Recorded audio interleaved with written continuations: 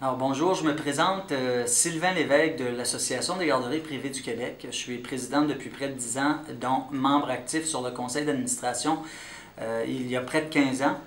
Je m'adresse aux éducatrices et aux éducateurs du Québec qui travaillent dans le réseau des garderies privées. C'est important ce qui se passe à l'heure actuelle. Vous savez que les garderies ne sont pas maîtres chez eux. Elles ont des règles à respecter, elles ont des subventions qui leur sont versées par le ministère de la Famille et des Aînés. Nous comprenons bien que dans le contexte actuel, une éducatrice qualifiée qui sort, qui est formée, veut avoir les mêmes conditions de travail que les conditions existantes dans les centres de la petite enfance. Et ces revendications sont justes et équitables. Je ne crois pas qu'il y ait de différence dans la vocation d'une éducatrice qui travaille dans une garderie privée par rapport à celle qui travaille dans un CPE. Elle a les mêmes responsabilités envers les enfants et les familles du Québec.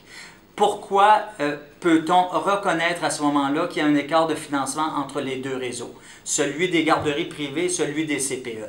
C'est important de considérer qu'une éducatrice doit avoir les mêmes conditions de travail en garderie, mais qu'une garderie privée ne reçoit pas le même niveau de subvention qu'un centre de la petite enfance.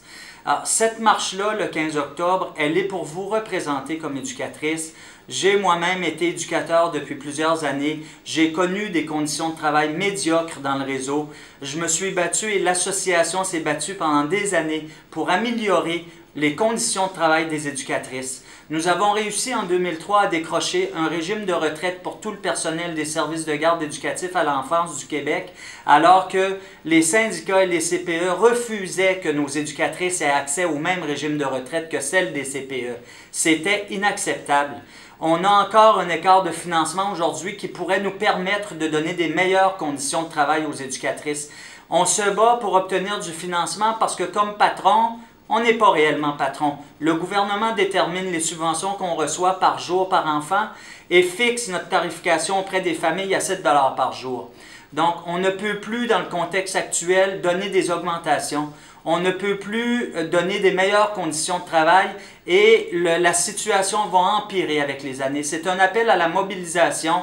La ministre a donné dans le réseau des centres de la petite enfance, bureaux, coordonnateurs et milieux familiaux, la ministre a donné dans les milieux familiaux, il y a quelques mois, 150 millions de dollars en injections supplémentaires sans aucune obligation face à la qualification du personnel dans le milieu familial. Alors que dans les garderies, nous devons avoir 2 éducatrices sur 3 qualifiées. Donc, on a de la difficulté à comprendre qu'un gouvernement puisse injecter dans un autre réseau où les enfants sont subventionnés également 150 millions de dollars sans aucune condition liée à la formation.